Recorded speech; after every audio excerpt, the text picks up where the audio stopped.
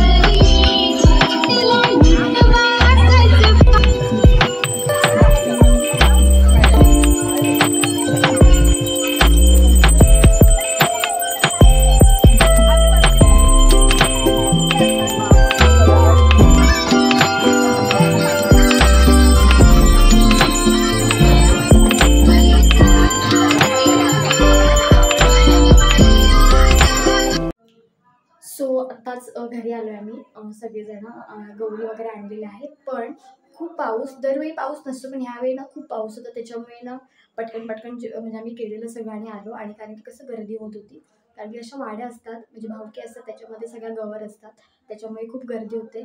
आणि मेन म्हणजे काय माहिती आहे का, ही जी मजा आहे ना ती मला थोडीफारच शूट करता आली आहे, कारण की पाऊस खूप होता त्याच्यामुळे काही करू शकतच नाही. आणि कसं असतं ना की बाबा माझा हा व्हिडिओ बनव, माझा तो व्हिडिओ बनव, माझा असा व्हिडिओ बनव, तसा व्हिडिओ बनव, त्यातच वेळ जाम जातो. तर जेवढं मला काही शक्य होत झालं आहे तेवढं मी व्हिडिओ बनवला आहे.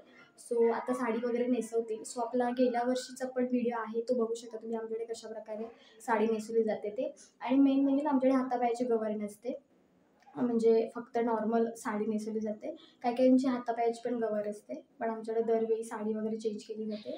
अशा पद्धतीने ओव्हरऑल व्हिडिओ तुम्ही बघा. जर आवडला तर नक्की लाईक करा, शेअर करा, सबस्क्राईब करा तर अजिबात विसरू नका. जसं गवर आणतो ना त्याच पद्धतीने शंकरसुद्धा येतात. म्हणजे त्याला आमच्याकडे काय बरं म्हणतात, सो त्याला ना सखरोबा म्हणतात. म्हणजे तो आता तुम्ही व्हिडिओमध्ये जर बघितलात ना त्याच्यामध्ये 5 खडे तुम्हाला तसे ह्याच्यामध्ये टाकताना जे काही आपल्याकडे तांबे आहे त्या तांब्यामध्ये 5 खडे टाकतात, तर तेच सखरोबा आहे, म्हणजे शंकर आहे. आणि नंतर मग घरी आल्यानंतर त्याला टोपी वगैरे घातली जाते. मी दाखवेन तुम्हाला व्हिडिओ किंवा शॉर्टमध्ये पण असेल. सो गौरीच्या साईडला ते ठेवलं जातं. तर अशी आमच्याकडे पद्धत आहे, प्रत्येकाची त्या त्या गावामध्ये त्या त्या शहरामध्ये वेगवेगळी पद्धत असते. सो व्हिडिओ आता मी इथे थांबते आणि जेवढं मला शूट करता आलं तेवढं मी केलं आहे. बघा व्हिडिओ, नक्की आवडेल तुम्हाला. तर चला आता थांबूया, असंच व्हिडिओ घेऊन आपण पुन्हा भेटूया. तोपर्यंत बाय बाय.